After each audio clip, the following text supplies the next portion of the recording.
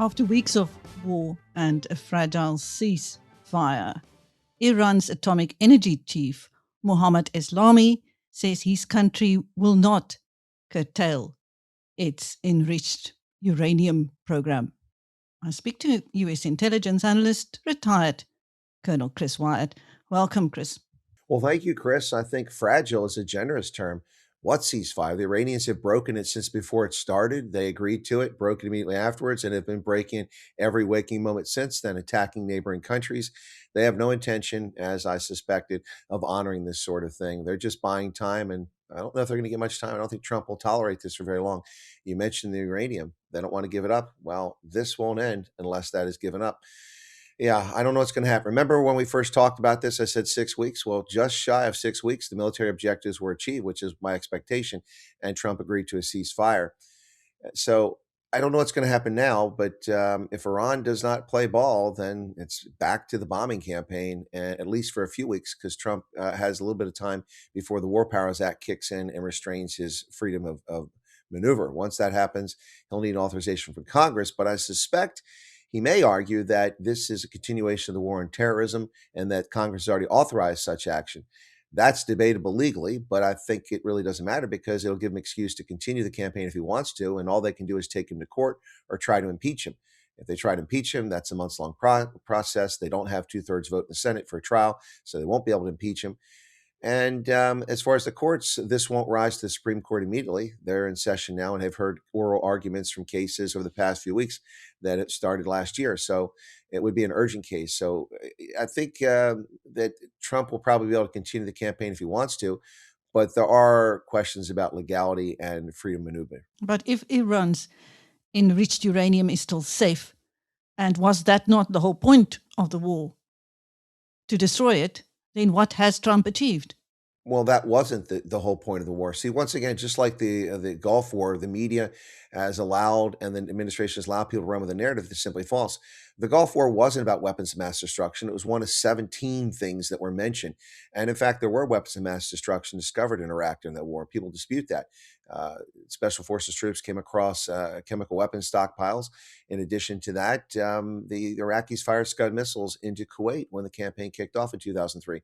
The Scud missile is a weapon of mass destruction, which was banned by the United Nations, and Iraq claimed that they dismantled all of them. Well, that was a pure poppycock and a lie.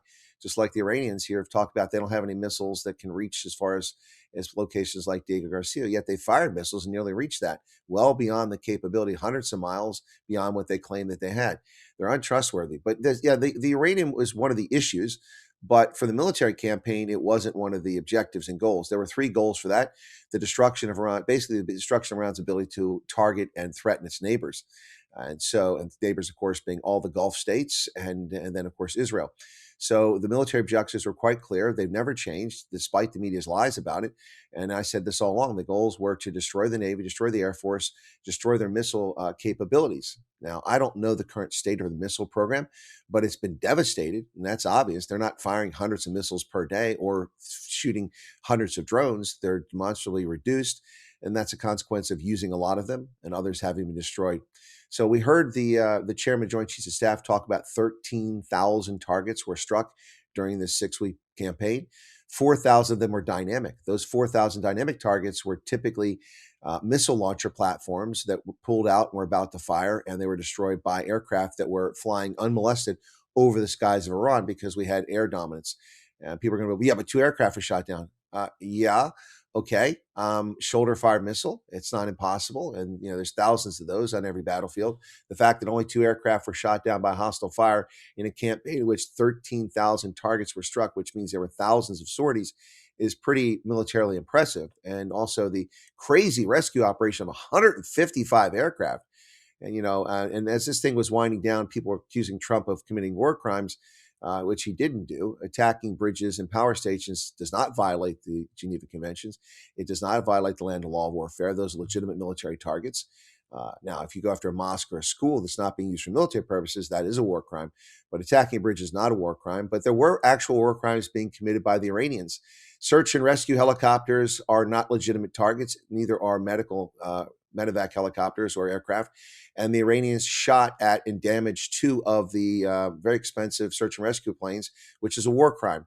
They've also been targeting, indiscriminately targeting hotels, tourist locations, apartment buildings throughout the Middle East. These are war crimes.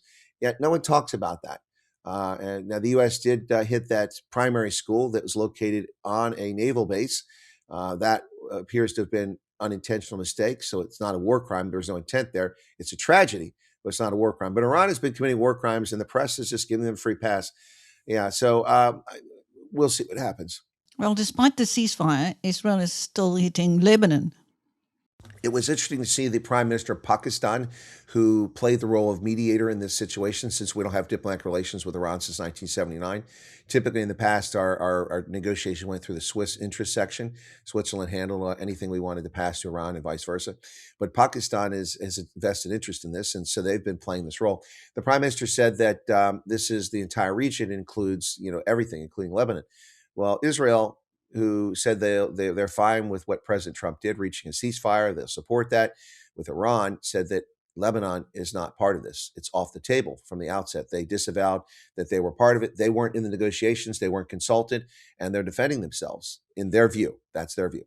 So they launched the largest single day of strikes in Lebanon after the ceasefire was announced. And then in response to that, Iran reneged on the opening the Straits of Hormuz. They let 2 ships through, and then they closed it down again. And they said this is because the U.S. has violated ceasefire. The U.S. hasn't violated ceasefire. Iran is the one that fired 35 missiles and 17 drones at UAE, attacked the Saudi pipeline with a drone, attacked Kuwait with missiles. They the ones who shut down the Straits of Hormuz, and now they're saying that they're not going to turn over the uranium. Well, these are all violations of the ceasefire, and they run around proclaiming victory. I got to tell you, Chris, yesterday I woke up to the news from Iran that we lost the war, and from the media in America, we lost the war. We lost the war. Look, this comes down to the question is, when does a conflict end? War termination. It's not a military objective. It's not up to militaries to decide when a conflict ends. It's up to politicians to decide when a war ends. And that's typically when wars are lost. And that remains to be seen if this war has been lost. But from a military standpoint, it's an unbelievable, amazing success that's never been achieved before, not even in Kosovo. I mean, the United States has destroyed over 90% of the Iranian Navy. It's sitting at the bottom of the Arabian Gulf or the Indian Ocean. They have destroyed their entire Air Force. Not a single aircraft gets in the air to do air interdiction or do any attacks. They can't threaten their neighbors with bombs from aircraft. Most of their missile defenses or missile systems are obliterated. Their factories have been wiped out. 801 drone facilities have been destroyed, and over 400 other systems. Their industrial base for enriching the uranium has been eviscerated. So I don't know how we lost the war. That's impossible. But again, winning a war comes down to political solution, and that's not decided yet. So we'll have to see where that goes. Because meanwhile, Russia seems to have doubled its main oil revenue during the war. In the last few weeks, well, I'm sure because their revenue is down to a trickle because so many people were sanctioning their oil, and Trump was talking about releasing sanctions. I don't know that actually happened. It was just talk. So, yeah, I'm not surprised. But this is the same thing. When Biden came in office, he talked tough about Iran, but he didn't do anything about Iran. And his idiotic rainbows and fairy tale unicorns of green energy, which is a fantasy. There's no such thing as green energy. Every energy causes pollution. Every energy has an offset, particularly solar, which causes more carbon emissions in the production of solar panels and the transportation delivery of them than what is consumed by hydrocarbon fuels over a period of 12 to 15 years before you break even. Meanwhile, all that carbon is released to the environment and you've gained nothing. It's even worse. But this is a fantasy, and that fantasy and that interruption in the exploration, drilling, and processing of hydrocarbon energy in the U.S. and around the world as a consequence of this drove up energy prices. We were paying $6 a gallon for gasoline under Joe Biden, after we were paying $1.78 when Trump had been president just months before. Within a year, it had driven up that high because his feckless policies and his idiotic foreign policy over Myanmar, which overthrew the civilian government 9 days after he became president. And then, the Russians moving 75,000 troops to the Belarus border. He did nothing about it. And then the invasion took place a year later. All these policies led to crisis in the energy markets. Oil spiked up to $150, $160 a barrel. And Iran scored hundreds of billions of dollars of windfall profits. That was 10, 30, 40, 50, 60, 80, 90, $100 billion of profits because of the doubling and nearly tripling of the price of oil. A similar thing is what you're alluding to now with Russia.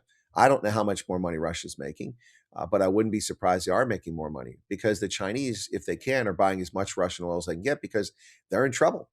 China, South Korea, Japan rely overwhelmingly on oil that comes out of the Strait of Hormuz, as well as European countries. All these countries that said that they weren't going to do anything about the straits, then they said they participate, and I have no idea what they're doing now. They're the ones who are suffering. But look, we all suffer in the end because there's a knock-on effect. If those economies can't produce, if they can't buy, well, then we can't sell them our goods and services, and South Africa can't sell them the raw commodities, and we all pay a price. So ultimately, there's a knock-on effect here. But when it comes to energy, America doesn't need oil from the Middle East. We produce more oil than any country in the world, including Saudi Arabia, by a few million barrels a day, more than them, several million now. And we're the world's largest energy producer. So we don't need the world's energy. We have our own, and we actually are one of the largest exporters of energy. But that doesn't mean we're not affected by this. Oil is a fungible commodity. The price is driven by the Brent benchmark or the West Texas Light Intermediate, all of which are affected by supply and demand around the country. But you'll notice that the moment Trump mentioned the ceasefire, the world's economy is hungry for this nonsense to be over. And the price of oil dropped $26 a barrel within hours. And the stock markets rebounded yesterday. The Hang Seng was up I think it was 3.49. The South Korea index was up 7%. The Nikkei 225 was up 5.5%. And in the US, the Dow jumped 1,300 points in early trading. Now, that's stock markets. That's kind of speculation in some respects. But the point is that the world is hungry to move on from this. And hopefully we will move on from it. But it doesn't look promising. Iran seems to have no interest in a ceasefire. They're just being provocative. And eventually, it's if Trump has the ability, they're going to be very sorry they did this.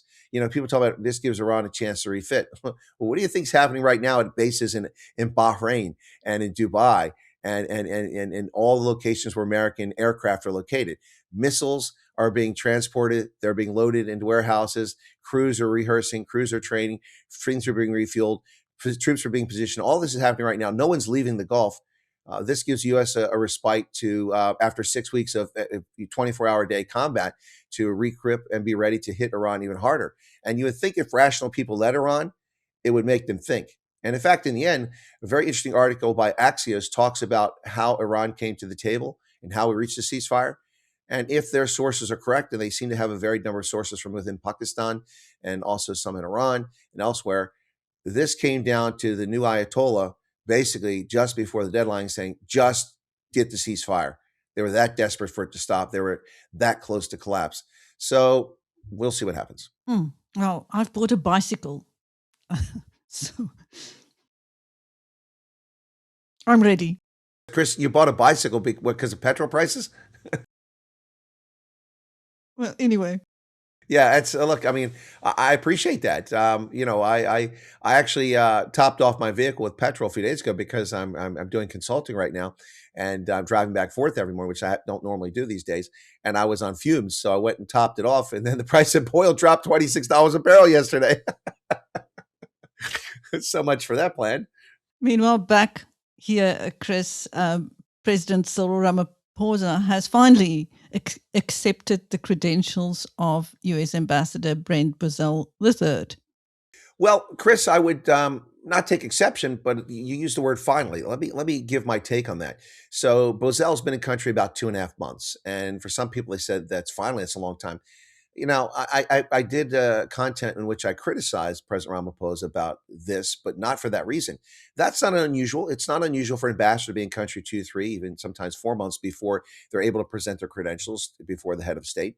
So that in itself is not unusual. However, the South African government has talked endlessly about how the relationship with America is important, and they want to improve the relationship, and they're trying to work with the Americans. And as I've told you many times in this program, there is no trade representative, there is no trade delegation, there's been no effort to lower the tariffs, and by default, South Africa's tariffs went from 30 to 10% because of the Supreme Court's decision on what's going on with the tariffs. So they have made no effort whatsoever. They've also made no effort to appoint an ambassador to come here, and they've made no effort to repair the relations which deteriorated, not because of Donald Trump, but because of the actions of the ANC and the government of national unity. So, about the finally thing, if South Africa valued the relationship with the United States, the world's superpower, the largest economy on the planet, the second largest trading partner, the one country that South Africa has a trade surplus with to the tune of about $8 billion a year. I mean, that's insane. You wouldn't want to curry a relationship with that. They would have received him within a few weeks of him arriving, and they would have done it U.S. coming in alone. But instead, They throw the United States in with everybody else. You're no more special than anybody else. Oh, by the way, we're going to do yours the same day we do the ambassador from Cuba. Now, that's an intentional slight, which most people aren't picking up on, but it's obvious. And then Ramaphosa gets up and lectures these ambassadors about, well, we respect international agreements and we expect countries to respect sovereignty, yada, yada, yada. But isn't it South Africa who doesn't follow international agreements? Aren't they the country that shipped combat helicopters to a UN sanctioned warlord in Benghazi a few months ago? And that's the third time that we know about publicly this has happened in 18 months. Isn't it South Africa whose citizens went to Russia and fought illegally as mercenaries to kill Ukrainians in a conflict that South Africa claims it's neutral in? Isn't it South Africa, and I could run through a whole list, a host of other things where they violate international norms and laws that they claim. So they lecture the incumbents, but the intent was to insult America based on the language. Pretty obvious, talking about Iran, Israel, and U.S. So that was insulting. And then he says, when I appoint an ambassador, I expect my ambassadors and high commissioners to go to your countries and be respectful and, and work. Excuse me? You ever heard this guy called Ibrahim Rasool? I think he was appointed by you the second time. I know Zuma might have appointed him when Obama was there, but you're the guy that appointed him, and he came there. And oh, by the way, it was a bizarre process that violates diplomatic norms. You don't send an ambassador designate to a country days before an incoming administration is coming in. That's a no-no. Yet they did that, and they colluded with the Biden administration to install him as an ambassador days before Trump became the president, and so he could run around and do the nonsense he was doing publicly, insulting America, insulting President Trump. This was, people were, some of the press in South Africa, well, this is a new dawn. Perhaps relations are thawing. They're not thawing. This is nonsense. This was Ramaphosa pretending he's an important statesman on the world stage. But the bottom line is exactly what I predicted as well. I said that the South African would accept his credentials. He would become an ambassador, and they would look for every opportunity to embarrass the United States through him. And they've already done it with a ridiculous démarche a few weeks ago for an act that didn't happen. Meanwhile, the Iranian embassy in South Africa is publishing the most vile, repulsive, and disgusting things on its Twitter account with the endorsement of their ambassador from Iran. And not once has Durko called Iran in for its undiplomatic behavior. This is all a setup, and there is no new dawn in relations here. The ANC has no interest in good relations with the United States, and they don't care how many jobs are lost, how much stone fruit doesn't get sold, how many bottles of wine don't get sold, how many cars don't get in. They don't care. They don't care how many jobs are lost for coloreds in Kariga. They do not care because they've decided that they're going to hitch their star to the communists and the fascists in Brazil, in Cuba, in Russia, in China, in Iran, and that's their future. Well, that is an apocalypse for South Africans, and it's sad to see.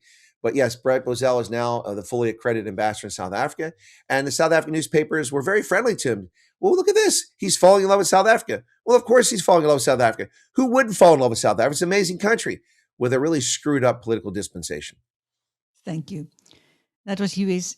intelligence analyst, retired Colonel Chris Wyatt, speaking to Biz News. I'm Chris Steyn. Thank you, Chris. You're very welcome, Chris. Look forward to our next conversation, and hopefully this conflict will be over and the world can get back to the business of producing goods and services to feed the world, and we can all have peace again. I hope. God bless and take care.